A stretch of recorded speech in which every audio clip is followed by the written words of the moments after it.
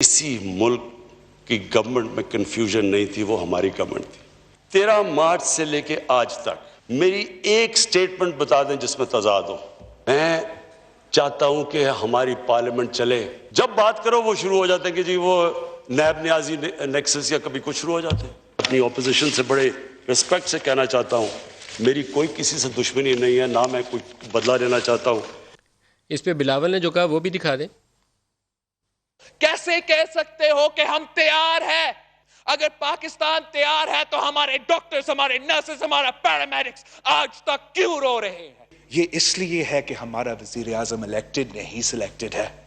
अगर इलेक्टेड होता, जमहूरी तरीके से इलेक्टेड होता, तो एक एक इंसान का जिंदगी का फिक्र करता। उसने किसी और तरफ देखना है वोट्स लेने के लिए, उसे किसी और तरफ देखना है हुकूमत बचाने के लिए। आज भी ये तकरीर मेरे लिए नहीं था, आज भी ये तकरीर ख्वाजा आसिफ साहब के लिए नहीं था। ये तकरीर सिलेक्टर्स के लिए था, अवाम के लिए नहीं था। हम चैलेंज करते हैं वजीर आजम साहब को कि हमें टीवी पे डिबेट करे, कहीं ना कहीं आए, ताकि आप जो झूठ इस कौम को खिलाते हो। इसलिए हम कहते हैं कि आप कोरोना के पीछे छुपने की कोशिश कर रहे हो। मलिका, ये सिलेक्टर्स के लिए तकरीर थी।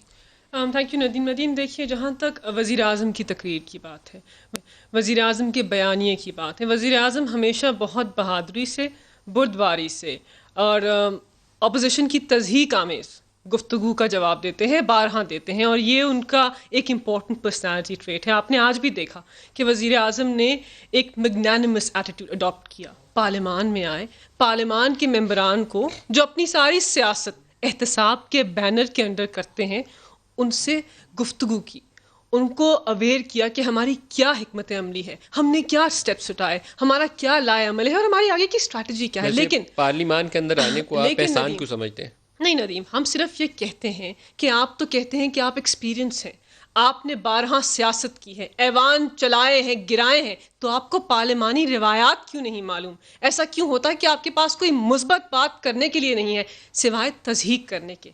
वज़ीर आज़म ने बहुत सारे इशू रेज़ किए। एक इम्पॉर्टेंट इशू ये भी रेज़ किया कि अच्छी जमहूरियत के अंदर, वेल डेवलप्ड डेमोक्रेसीज़ के अंदर इनको जानना चाहिए। इन्होंने 3 दफ़ा पाकिस्तान के मुंतखब वज़ीर आज़म इलेक्ट किए हैं कि जमहूरियत के अंदर अवामी नुमाइंदे अवाम को अकाउंटेबल होते हैं। ये किस किस्म की डिबेट है?